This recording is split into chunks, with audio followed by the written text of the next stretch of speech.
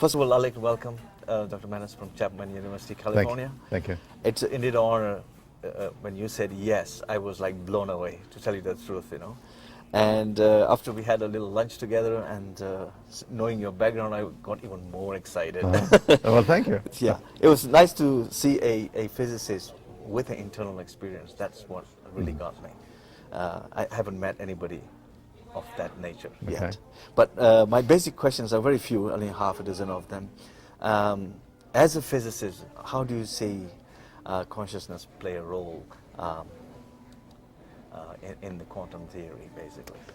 Yes, I think as we discussed during the conference, one of the biggest, maybe the biggest scientific issue today is the nature of consciousness. And as a scientist, it is the last frontier, so to speak. It is the outer space, if you would like to put it in a way. The final frontier that we have to get to. So from that point of view, it's very important. And of course, as in my own work, I have shown, and others believe, of course, very much part of the same movement, that quantum theory is the one theory we have that actually comes closer to at least put the right questions into perspective. Towards consciousness? Towards consciousness. Now, it has not resolved the issue, has not really solved the problem, but it is very important. So as a quantum physicist, that I believe that's very important. It could be because there are so many various interpretations of the quantum theory that this difficulty is arising, probably. Well, there's many interpretations of the quantum theory, and particularly the ontologists, of the quantum theory. But none of these different interpretations gives different results than the standard orthodox quantum theory. If it did, it would not be a good quantum theory. So they're all on the same page as far as that. Now the interpretation, the ontological interpretation is different, and indeed that's when you get into that, for example, the collapse of the wave function or this and that, then it becomes a different issue. Obviously. Well, there are certain theories like David Bohm's that does not entertain collapse of the wave function, while the others do. What is your take on that? Which way are you actually biased towards David Bohm or the other side of it? Well, you know, they all have something interesting to say. However, in the end of the day, as we say, in science, it comes down to the predictions in the laboratory. Results, and from my perspective, the orthodox quantum theory, which is basically von Neumann's interpretation of the Copenhagen interpretation. It's not the original Copenhagen interpretation, but it's von Neumann's. As far as I'm concerned, is the best one because it allows, in fact, for conscious acts of observations to enter the picture. And it's not so clear how that happens in the Bohm picture. Okay, I thought when David Bohm split the Schrodinger equation into two classical and non-classical parts, I was intrigued by the non-classical part where he brings in this quantum potential. And it appears from the formula that it's beyond space and time in the sense it has no magnitude of any kind. If it's beyond space and time, doesn't that point towards kind of spiritual or aspect? Well, of course it could, but that's not why Dave Bohm developed it. He was actually trying to preserve certain classical properties. Namely, he was trying to preserve the path of a particle in a classical path. So there are the reasons really why he went that way. Now, of course, in terms of what he developed later on, namely the implicate order, that comes closer to the point you're saying. But the actual quantum potential was really a way to preserve certain classical features that he wanted to preserve. So is there a difference between this wave function and the quantum potential? Yes. What is the difference? Because I always get a little vague about it. Is it something that's derived from the wave function? No, it's not derived. The quantum potential is you know, if you like, below space and time in the sense that sort of drives it drives the motion of the particles. So it's a kind of a force. It's if you like, it's an invisible force. Invisible force. But and that is actually the problem. That there is no way to be able to prove the quantum potential. But it still gives the same results. It has to give the same results. Okay.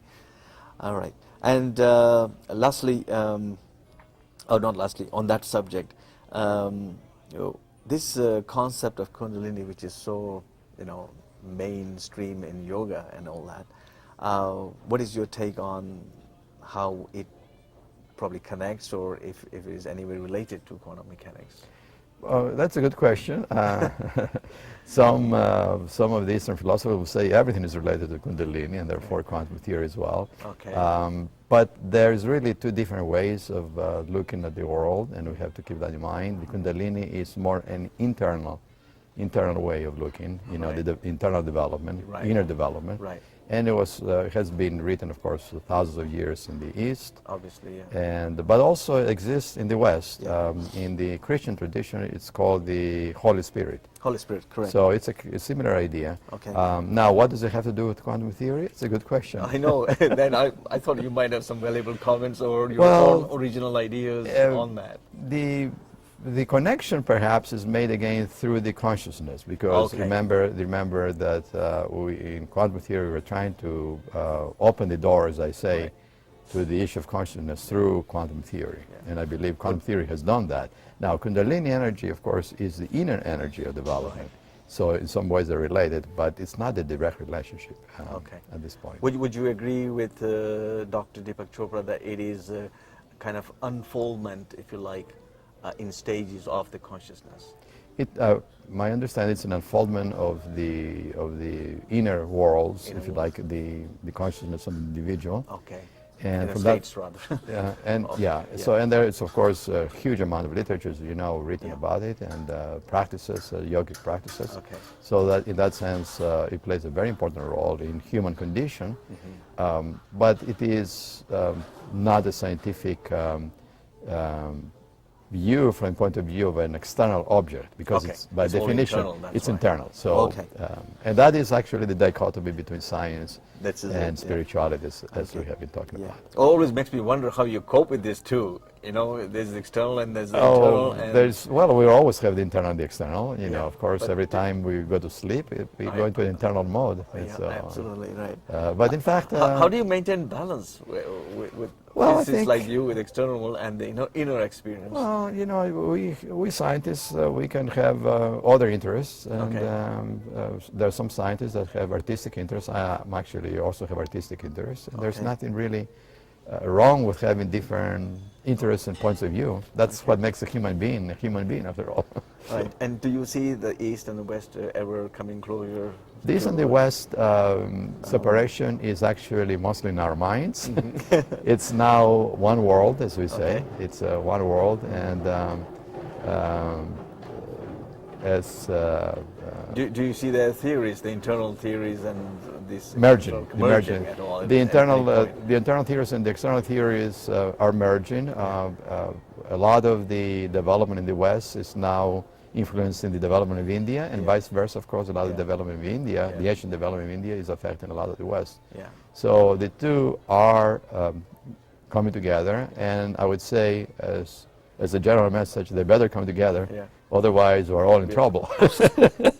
All right. And the last question, any comments you have towards the science of consciousness? Like, how do you see that progressing in future? Where do you see the room for further development? And what do you have to say to other people in the world to do more research into, or give them direction that you feel would be constructive? It's an important topic, very important topic, because it's not about an external laboratory, but it's really about ourselves. In that sense, it really is the business of every human being, I believe. Of course, when human beings have to solve more immediate problems, such as how to feed themselves and how to clothe themselves, it is worrying about consciousness may not be on their top priority. But ultimately, I believe, with the changes that are taking place, it will affect everybody in a positive way. Do you feel that they should make a subject of consciousness in schools or colleges, or introduce that concept? Absolutely, it's well overdue, and I'm not sure if academia is going to do it, because academia can be very conservative. I know. But it's happening, as you know, in many places in India, and of course in this country, in the United States. There is wonderful programs here at the University of Arizona, centers, and et cetera, et cetera. So yes, it's taking place. Well, thank you very much, Thank Dr. you. Kafatos. It was a pleasure meeting you. Thank you. And hopefully we'll have further interviews as you progress in I life. appreciate and your in time. life. Thank you so And much. I don't know if you're coming to Agra next year, are you? I do plan to come Well, to Agra. hopefully we'll see you there. Okay. With a whole I do lot plan of to come. Indians there. Yes, of Thank course. you so of much. course. Have a safe flight. Thank Thanks you so so much. much. Thank you. Okay.